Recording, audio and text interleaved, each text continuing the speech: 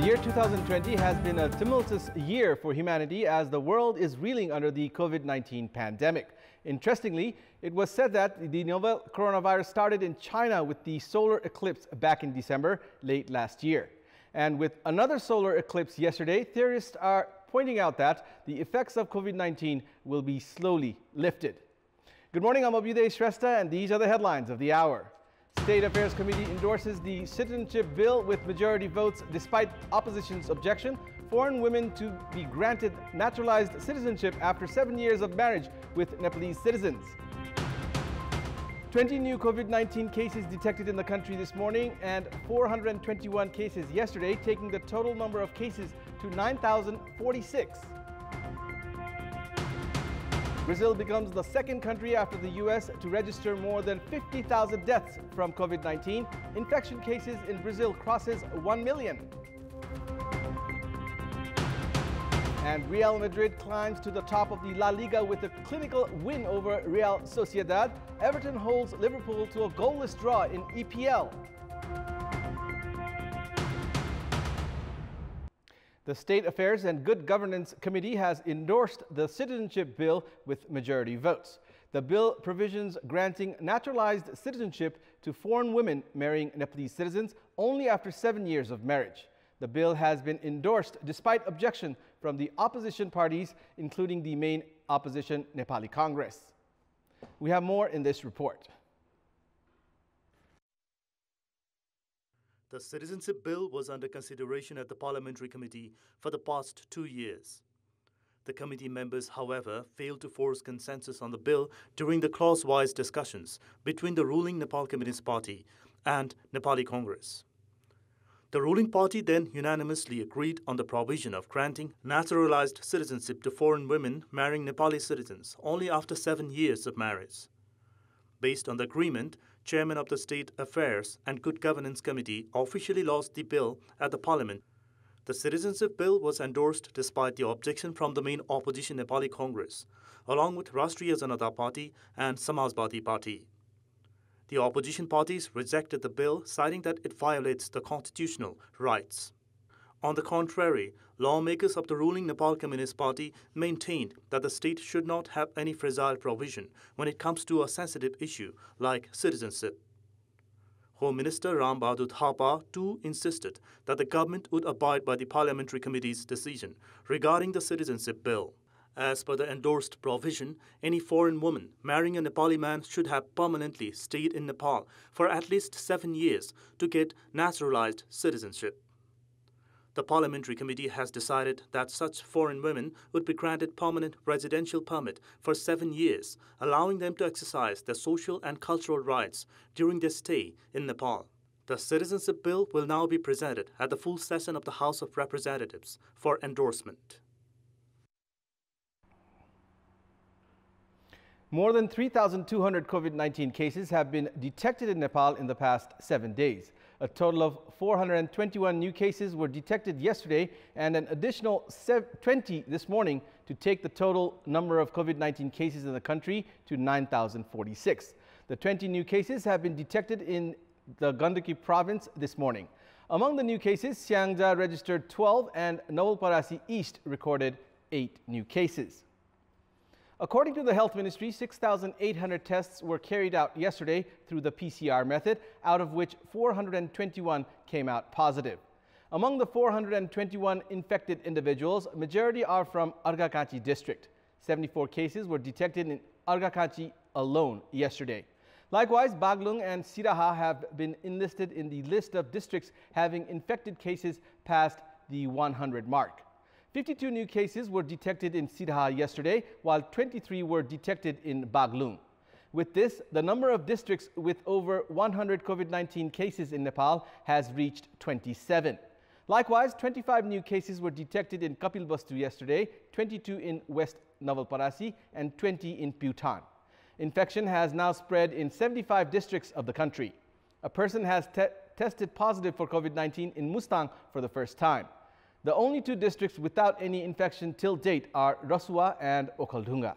With the increase in the number of tests through the PCR method in the country, the number of people in quarantine centers has been decreasing rapidly. Almost 95,000 people are currently in quarantine across the country. This number was more than 102,000 just 3 days ago. 194 people were discharged from hospitals after full recovery in the past 24 hours. This takes the total number of recoveries in the country to 1,772. The government has brought home around 700 Nepalese from the Gulf countries yesterday. They were brought to Nepal by 4 chartered airplanes from Qatar, UAE, and Kuwait yesterday afternoon. 149 migrant workers from Qatar have been flown back home. Among them, 82 are females, including lactating and pregnant women, 3 newborn babies, and 64 males. All the returnees were kept at the airport's holding center and handed over to the respective provincial governments on the basis of their permanent addresses. More than 40,000 Nepalese citizens in Gulf countries and other nations have already filed applications to return home at the Nepalese embassies in the respective host countries.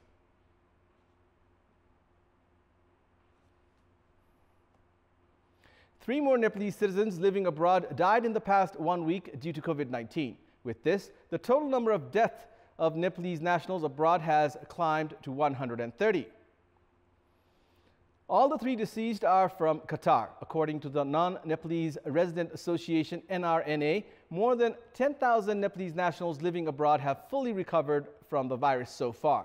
All the Nepalese living in 18 countries, including Denmark, the Netherlands, Australia, Malta, Japan, Myanmar, Poland, Russia, New Zealand, and South Korea have fully recovered from the virus. According to the data collected by the association, a total of 17,792 Nepalese have tested positive to COVID-19. Nepalese living in 13 countries, including the UK, UAE, Saudi Arabia, Bahrain, Kuwait, Qatar, Ireland, Japan, Turkey, the Netherlands, and Sweden have died due to COVID-19. Welcome back. Private school operators have been urging parents to pay the tuition fees for the lockdown period, going against the government's directive. The organizations of private and boarding schools, PAPSON and NPAPSON, have come up with an institutional decision and have urged parents to clear school fees of the lockdown period. Issuing a joint statement yesterday, PAPSON and NPAPSON asked the parents to clear all the due amounts. Co-president of PAPSON, DK Dungana, stated that the school fees were demanded as it had become difficult to sustain the jobs of teachers and school employees.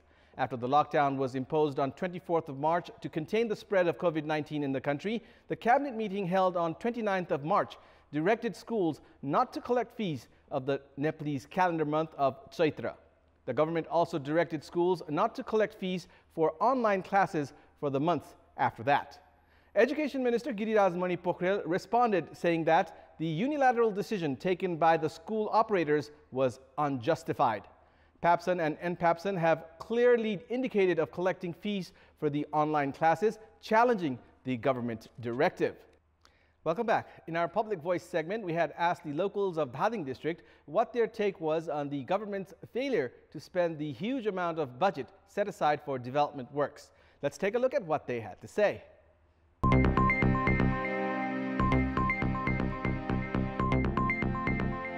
योजना बनाइन्छ योजना तर्जुमा हुन्छ तर त्यसको प्राथमिकता नै पर्दैन र मुख्य गरी विकास नहुनु इच्छा शक्तिकै कमी जस्तो लाग्छ अन्तिममा विकास गर्न खोज्छ र अब यो अन्तिममा विकास पनि पूर्ण रूपले सम्पन्न पनि हुँदैन र बजेट पनि अब सकिदैन समयमा बजेट ठुक्का निकासा नहुने भएको कारणले गर्दाखेरि यो तुरुन्तै ठीक समयमा बजेटहरु सम्पन्न हुँदैन खेदारले आलेटाले बनाउने आलेटालेबाट समयमा काम नगर्ने अब हामीले चाहिँ पेशी दिइहाल्यौ जो जेसुकै होइछ भन्दै समयले चाहिँ अनि यो असारमा सन्ता समयले नेतो काडर त जहिले पनि त्यसो हुनाले यो मुसिर पुछेदेखि नै यो राज्यले चाहिँ लागू गर्ने भई यस्तो हुँदैन थियो सरकारको नीति नै ठीक नभएको कारणले गर्दाखेरि सिस्टम नभएको कारणले गर्दाखेरि यो अवस्था आयो जहिले पनि आएर असार मसान्तमा आएर ठ्याक्कै चाहिँ जब पानी आउँछ भल आउँछ त्यो बेलामा आएर चाहिँ काम गर्न सुरु गराउँछ बजेट विनियोजनकर्ता जो छ उहाँहरु पनि बजेट छुट्याइदिएकै छ माग नआएदेखि दिउँला नआएदेखि ठिकै छ भन्ने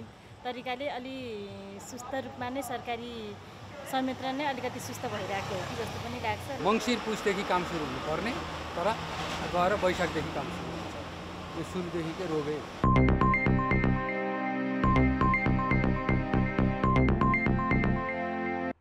it's time now for our segment Public Pulse, where you text us with your opinion.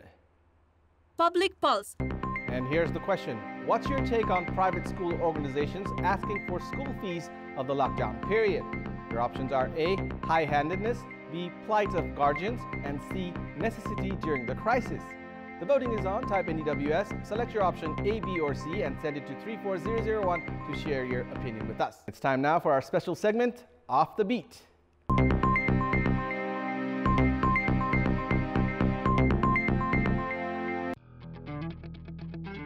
The problems seen in Kositapu Wildlife Reserve, located at the border of Sunsari, Saptari and Udaipur districts, has further deepened due to the alleged mismanagement of the office bearers, leading to outrage among the locals and the public representatives. The local consumer committee, public representatives and locals have protested against the Kositapu Wildlife Reserve chief for his alleged involvement in embezzlement.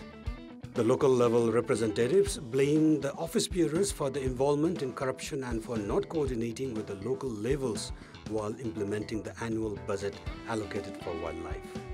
The disgruntled group has blamed officials for giving immunity to poachers instead of taking strong actions against them, felling trees, selling timber, embezzlement in solar fencing, and involving the same contractor for different projects.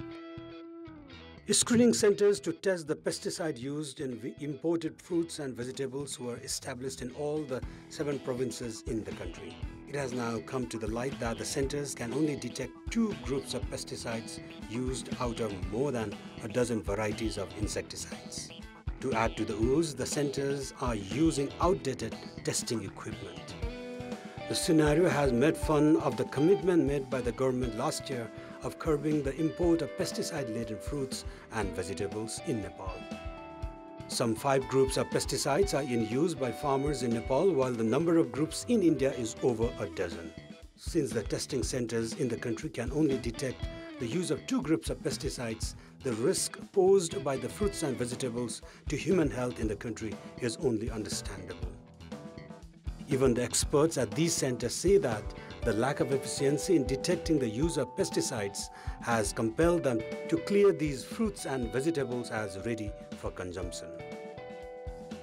Sindhuli police raided the ashram of Ram Bahadur Bomjam earlier this week. The so-called ascetic Bomjam has been charged of sexual abuse of his followers, some of whom are reportedly missing. Police teams from the Central Investigation Bureau, Sindhupalchok and Kavre jointly conducted the raid at his Sindhuli-based ashram. This was the second such raid, but Bomjam is still at large. The controversial ascetics ashram in Sindhuli is spread over an area of 30 hectares of land and has also encroached 12 hectares of community forest land. The police teams have continued the search operation of the controversial and disputed ascetic Ram Bahadur Bomjam. The number of electric rickshaws in Butwal and adjoining places had increased in recent time as a popular means of transport. Many underprivileged families from Butwal have either purchased such electric rickshaws on bank loans or have hired them. However, with the extended lockdown in place amid the pandemic, many such electric rickshaw drivers are facing a hard time to make their 2 ends meet. Some of them have also been forced to sell vegetables and daily consumable items in their e-rickshaws amid the threat of spread of COVID-19. In the absence of commuters amid the pandemic, these drivers have been going from door to door selling the vegetables and other farm products. There are around 1,200 auto rickshaws in the province 5 headquarters, Butwal. This is Amar Singh Pradhan for our special segment of the Beat and Kantipur News Desk.